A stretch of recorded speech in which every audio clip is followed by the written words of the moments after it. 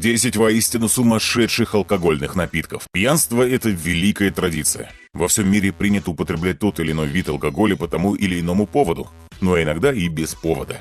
Но и здесь люди ищут новых ощущений и приключений. Иногда алкогольные напитки могут быть просто омерзительными, а некоторые из них просто не поддаются логике большинства людей нашей планеты, но и они находят своих почитателей.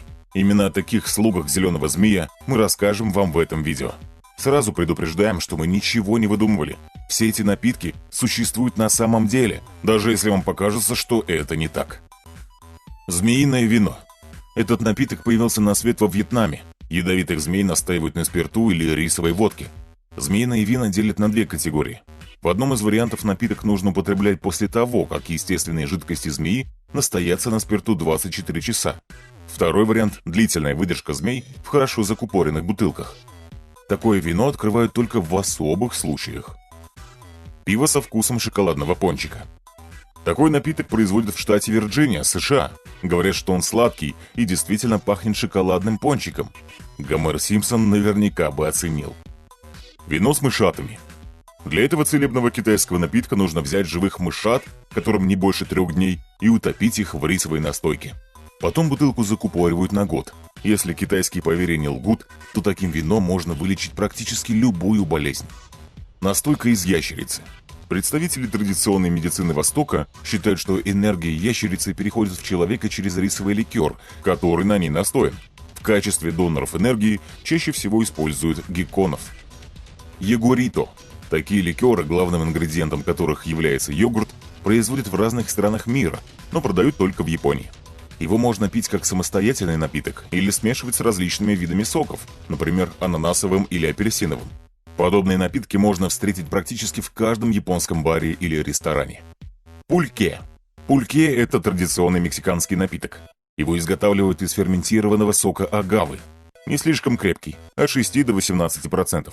Но с ним связано много легенд. По одной из них пульке создала сама богиня Майя-Уаль. Водка со вкусом бекона. Этот продукт не раз выигрывал различные дегустационные конкурсы. Его создатель утверждает, что в мире было слишком много фруктовых и сладких сортов водки. Вот он и решил придумать нечто остренькое. Народу понравилось. Беличье пиво. Таких бутылок было выпущено всего 12 штук. И не мудрено, ведь в качестве упаковки использовались чучела когда-то живых белок, горностаев и зайцев. Крепость этого пива около 55%, а стоила одна бутылка $765.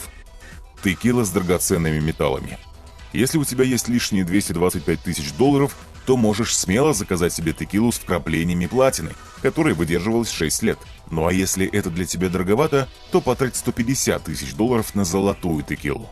А совсем для бедняков эта же фирма выпускает текилу с частицами серебра за какие-то жалкие 25 тысяч в американской валюте. Пиво со вкусом пиццы. Около 10 лет назад американская семья Сифорд создала то, что они назвали комбинацией двух лучших вещей на Земле. Это пиво со вкусом пиццы. Количество бутылок, которые они продают за год, исчисляется тысячами. Как видите, пьянство иногда может быть странным, очень дорогим и даже жутковатым. Если вам понравилась наша подборка алкогольных напитков, то непременно делитесь ею со своими друзьями и ставьте лайк. А потом вы можете встретиться и распить бутылочку с каким-нибудь гекконом или мышонком.